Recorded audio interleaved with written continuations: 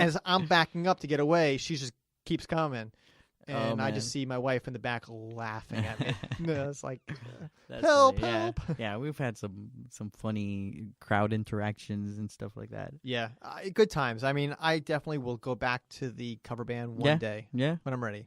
I think I would do it too. I think at one point, I think I started kind of relearning some of the songs. I'm like, some of these songs I'm not gonna play, but at least to polish some of the stuff that I was sent doing. you a list. I had like over 200 songs. songs. Yeah, you have a ton of songs. I was like, oh no, I don't know. Yeah, yeah, I might have known like 10 songs in there. yeah. Well, I forgot maybe like 98% of those songs, and I want to learn different ones. And if we did another one, I don't.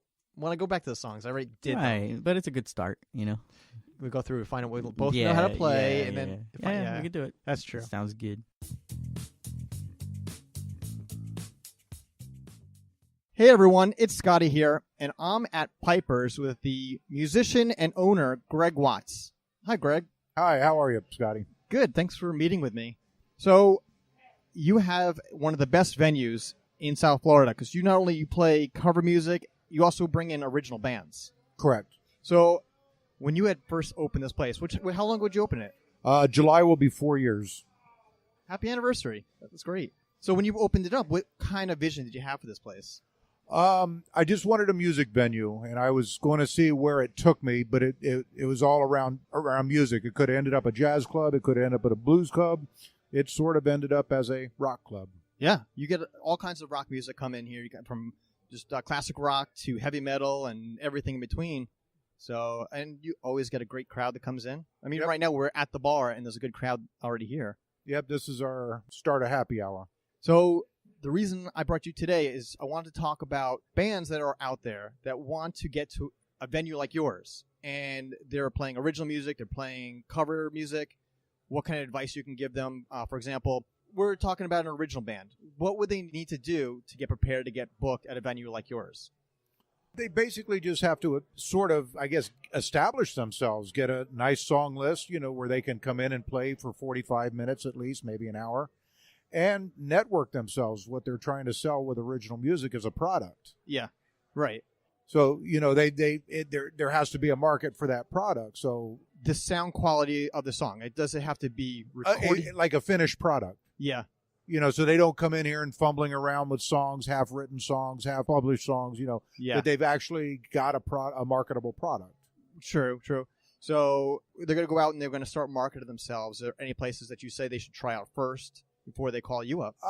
Not necessarily. I mean, obviously, you want to try and play anywhere you can and test the waters, see how well your music goes over. Obviously, right. Would you recommend them doing any kind of music videos, stuff like that, or it doesn't really matter? I'm one of those people that think anything helps and nothing is too much. Yeah, gotcha. And what about a cover band? Which in this area we got a lot of people that are putting together bands. What do you want to see? Because the cover band is a little bit different than the original. They're not going out to the studio writing these songs. They're recording their own, and they may not have the budget to record a full album with the songs. The biggest thing about a cover band is when you get hired, you are the entertainment, so you have to be entertaining. Yeah. It's not just about going up and playing a handful of songs. You have to be entertaining, and that's where some cover bands do miss the mark. Great bands, great musicians, great people, and they're not entertaining. Right. So they need to have that stage presence. Well, that helps, and be able to mingle, be able to connect with the audience, whether it's an audience of one or an audience of 100. Yeah. They got to, be able to connect and relate to that audience. Yeah, that's a very good point. So what about song selection? One of my discussions that I have with other cover bands is the trouble of picking out those perfect songs, right? So we all get together, what do you know? I know when I come around, and then we go through. As the venue, you're the owner. What do you want these bands to play? I don't have that exact answer as to what I want them to play, but I want them to be entertaining. So if they can sing Freebird and entertain the heck out of my crowd, I'm good. If they've got to do Carry On My Wayward Son to be entertaining, then fine. Yeah, right.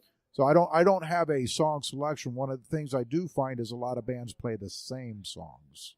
Yeah. What do you find you always hear Um, off the top of your head? I know it's really hard, but Cumbersome, Kryptonite, yeah. Crazy Bitch. Yeah. You know, just to name a couple right off the top of my head. Yeah. And there's so many more songs out there that a band can execute and be completely fun and entertaining and do a good job at. What do you think about when the band's sitting together? And I've had this discussion. There's the idea: are we picking a song for the band, or are we picking it for the audience? And I'll give you an example. Right when I was in Full Throttle, and we were picking songs, Chili Peppers came out with a new album, and I heard this Rain Dance Maggie. And nobody knew the song. But I had this gut feeling it's going to be a hit. We have to learn it, and I convinced the guys to learn it. We go out and play it. Everybody walks off the stage.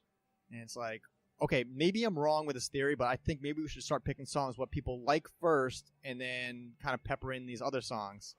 Well, one thing about cover bands is the reason why cover bands always are in demand is because people like familiarity. Yeah. So you have to start with familiarity. Unfortunately, a lot of bands pick the most popular song, and then every band wants to play that song. But there's a whole bunch of more familiar songs. Yeah.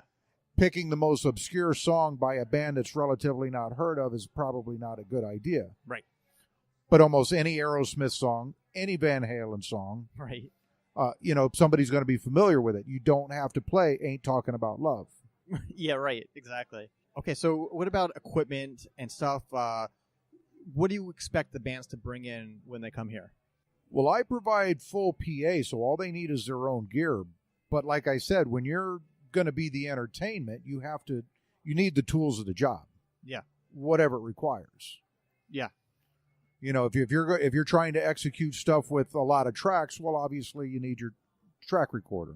Yeah. And if you're trying to do certain sound effects, obviously you need whatever boxes and amplifiers and stuff to make your sound effects. Sure. Yeah, I've seen bands come out with super expensive equipment, and then I've seen others that come out with their equipment held together with duct tape. Right. So here we're talking about faulty equipment, and my wire just busted on me. How embarrassing. Hey, that happens. All right, so this is awesome. That's why they call it rock and roll, because sometimes you just got to roll with it. What kind of experiences you've had? I know you've been a musician for how long? About 30 years. Give me a good story, like something that happened where your stuff just stopped working in a show. It must have happened. Oh, I don't have any good stories. It happens, but I'm one of those people. I carry two of everything.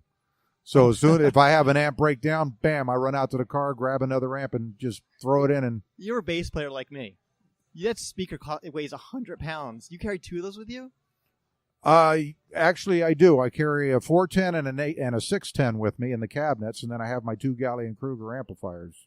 Wow, that's awesome. What kind of bass are you using? It's like a 5-string or 6-string? Right? I play Tobias basses. In the 5-string? 5. Yeah, I remember seeing it was like a tree stump. Yeah, that's awesome. I tried the 6-string. That's even bigger tree stump. Okay, so let's talk now that we said what equipment to bring. What are some stuff you can recommend artists don't do? What they don't do, don't come unprepared. Yeah. Don't come with an untuned guitar. Don't come with bad cables all tied in knots where you can't access them quickly. If you get a bad cable and you can run right over and grab another one and plug it right in type of thing. Just don't come unprepared. Yeah. It would make perfect sense. Bring some extra strings for your guitar. Make sure you got plenty extra of cables, extra strings, and extra mic. You just never know what's going to happen. That's right. You are the owner of the place, and bands out there would love to play here. What's the best way that a band should approach a bar owner and say, hey, I want to play? Well, individual bar owners are different. Some bar owners don't deal with bands at all. I do, simply because, hey, I'm a musician myself, so I can relate to them. For me, they can reach me on the Piper Sports Bar and Grill page. Yeah, the Facebook page. Or if they're friends with me already on Facebook, they can reach me through Messenger. Like I said, some bar owners, they don't want to be bothered, so they have somebody designated to do that. Yeah, sending a demo and some kind of introduction. I know some of these artists I watch on Craigslist, and they're not the best at writing stuff. Right. So, but do you prefer the writing? You prefer some calling you up? An introduction it's to start with, and if I've heard of their band, or if I see, hey, listen, if I've seen a band that's been playing everywhere, well, then I know, okay, these people probably got something going on. Yeah. If it's a band I've never heard of or nobody else has ever heard of, then you might want to send me some videos, some pictures. Let me see what you look like on stage. Yeah. Something like that, because image is part of the deal in as much as song selection and everything else. All right, Greg. Before I go, there's actually one more thing I wanted to mention, and maybe you could expound on this. And I think it's the idea that you should go support your local bar. Oh, I think all musicians, all bands should support all bands and all musicians, and support the very clubs you want to play in. The scene. Right. It's a whole music scene. If there's a jam night, show up at their jam night, play. Listen, I've given a lot of bands gigs from showing up at my jam night. Yeah. I got to look at them and like, wow, you guys are good. Here, let me give you a date, kind of thing. Right. I've also been able to eliminate a few choices for the same reason. But hey, go out and sometimes, like I said, just support the scene, and it's a heck of a lot easier to get gigs when you're known. That's right. So go out there, go to the bars, go introduce yourself to whoever's there. That's how you're going to make it. Right. Network with the musicians, network with the sound guy, network with the bar owners, be friends with the bartenders. And then when you come in and ask for a gig and they're like, oh, hey, there's Johnny. So yeah, there you go. You got one step in the door already. Perfect. And I really appreciate you meeting me today. Thank you so much. Everyone out there, if you're a band in this area, you need to come here to Piper's. Watch shows. They have amazing bands that come in, and it's a great venue to play at as well. So, Greg, thanks so much. Thank you. Is there anything else you want to add before we go?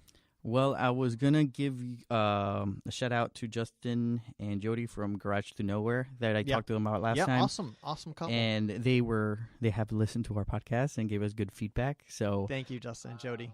This episode, we have the band Space Coast Ghost. Go find their EP, 5 Pound Blunt, anywhere music can be heard. iTunes, iHeartRadio, Spotify, and there's even a new EP dropping soon, the Edible EP. And also follow them on Facebook. You can check out their tour dates. And if you're in the West Palm Beach area, they're going to be part of the Respectable Block Party, so check that out. That's a lot of fun. And finally, they have a tour this summer. They're going to be on the East and West Coast. So again, go to Facebook and go check out those tour dates. And now I give you So Stone Sandwich. Enjoy.